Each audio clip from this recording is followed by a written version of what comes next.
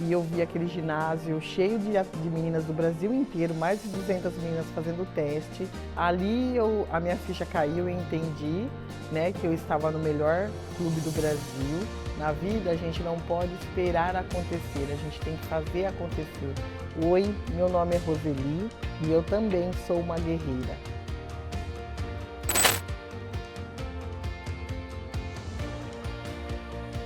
Bom, a Roseli fora das quadras e do cargo público, uma boa pergunta. Eu sou uma mãe de um filho, Felipe, sou uma vó do Landon, com 6 anos. Os dois moram fora, moram na Califórnia, nos Estados Unidos, então a gente só se encontra uma vez ao ano. É casada há mais de 30 anos com o Mauro, ex-jogador de futebol, e sou uma mulher de muita fé. Sou uma mulher cristã, uma mulher de muita fé, uma mulher que respira esporte 24 horas por dia. Apesar de a gente falar sem estar na quadra, mas o esporte ainda é muito presente na minha vida. Então eu sou uma mulher que respira esporte 24 horas por dia e todos os esportes. Gosto muito de esporte, então sou uma filha, sou irmã de 6 mulheres. Então, meus pais já faleceram. Meu pai, Manuel Gustavo, era um ferroviário, maquinista da FEPASA. E minha mãe é Dona Maria Benedita, né, dona de casa. E nós somos em 7 mulheres. Então, eu tenho 6 irmãs, né, muitos sobrinhos. Então, uma família muito grande e uma família bem araraquarense, né?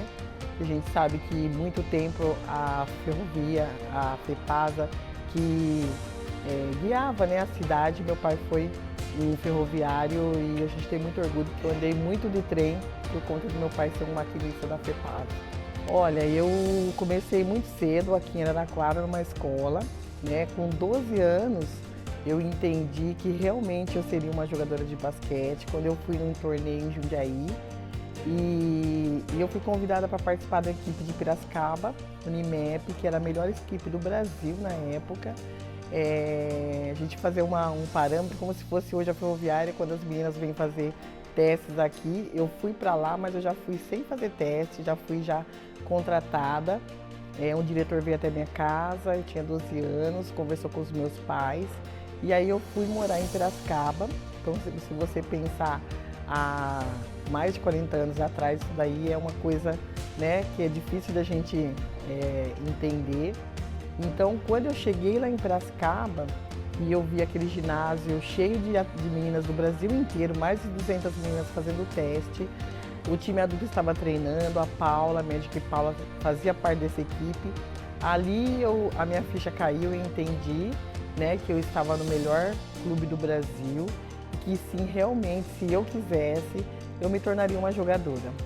Olha, hoje é um dia bem emblemático, hoje a gente está completando 31 anos, né, de campeãs mundiais.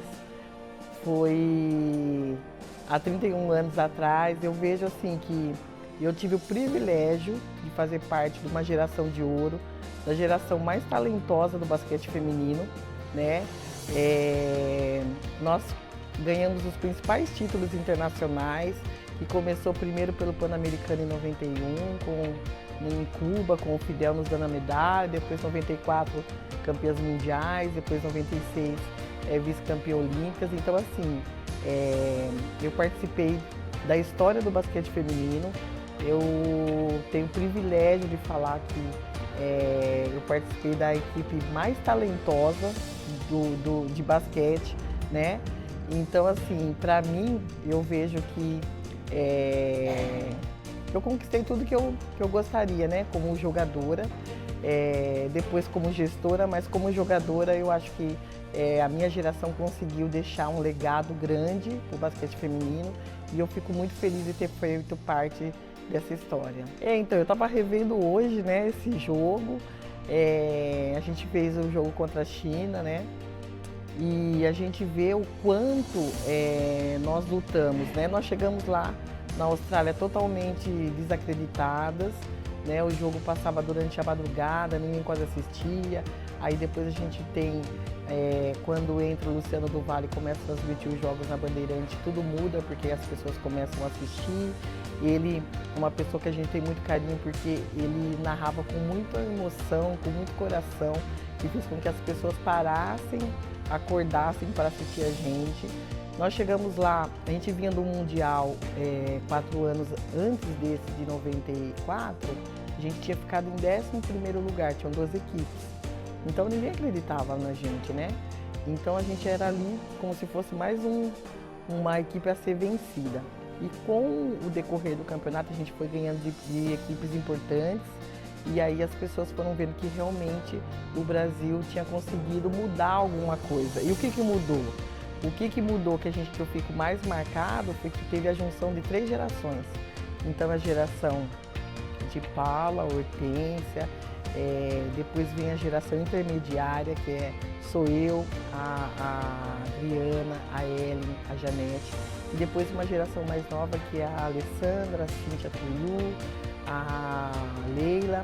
Então a junção dessas 3 gerações fez com que a gente conquistasse esses títulos. Então isso que ficou marcado. Enquanto elas estavam só a geração da Paula e da Hortência, elas não conseguiram nada. E com a junção dessas 3 gerações, a gente conseguiu levar o Brasil ao mais alto pódio, né, do basquete feminino. Olha, a gente fez um jogo de final com os Estados Unidos, um ginásio com 67 mil pessoas dentro do ginásio. Foi um dos recordes de público de basquete feminino. O aprendizado foi que nós demos o máximo, porque a gente sabe o quanto os Estados Unidos investem em basquete, né? Lá, diferente do Brasil, a cultura é o basquete, então as crianças já nascem com uma quadra na rua, jogando basquete, e a gente superou tudo isso, né? A gente chegou numa final com os Estados Unidos, elas dentro da casa delas, o ginásio, como eu falei, com 67 mil pessoas, e a gente foi vice-campeão, perdeu, mas perdeu sendo respeitadas. Os Estados Unidos passou a nos respeitar desde o Mundial na Austrália, onde a gente ganhou delas lá. Então, elas se prepararam 4 anos para na Olimpíada não perderem da gente, né? Então, a gente viu que a gente conquistou o respeito, né, dos Estados Unidos, e o que ficou marcado para nós é isso. A gente fala que é uma medalha de prata com gosto de medalha de ouro, porque todo mundo sabe a potência que é os Estados Unidos. O Brasil, com um investimento muito menor, a gente conseguiu chegar lá, deixar seleções importantes para trás, né? E a gente sabe que só de estar numa Olimpíada já é uma vitória, porque a gente, para conquistar a vaga para a Olimpíada, a gente deixa muitos países para trás. E subir ao pódio, então, é uma coisa que a gente fala que é um feito histórico. E, infelizmente, a gente vê que as gerações que estão vindo agora vão ter muita dificuldade para conquistar o que a minha geração conquistou. Teve vários momentos que eu pensei em desistir. Logo no início, quando eu saí de casa com 12 anos, como eu falei, eu morava numa casa muito confortável, né? Eu sou das 7, eu sou a 5ª, a 6ª, tem só uma mais nova que eu. Então, assim, a gente tinha um conforto, eu morava perto da minha escola, eu escutava o sinal bater da minha casa, aí que eu ia para a escola. As minhas irmãs me tratavam como se fosse uma boneca delas, né? Eu tinha um conforto muito grande, minha mãe ali presente. Quando eu fui para Piracicaba com 12 anos, eu senti muita falta desse núcleo familiar, desse aconchego. Eu chorava todos os dias e eu falo que a minha mãe foi fundamental nesse papel, porque eu ligava para minha mãe esperando que ela falasse para mim voltar, né? E ela nunca falou essa palavrinha mágica, volta para casa. Então eu fui superando, né, as dificuldades, né? As dificuldades existem, ainda mais quando a gente sai para morar com várias meninas, de cada uma com educação, cada uma vinda de um estado. Mas eu consegui superar. Mas eu devo muito tudo isso à minha família, que me apoiou muito, e principalmente à minha mãe, que sempre me falou, nunca passou a mão na cabeça, né? Não falou a palavrinha mágica, volta para casa. E minha mãe sempre falou que era uma oportunidade que eu tinha que vivenciar, porque se eu não aproveitasse, com certeza outra menina ia aproveitar.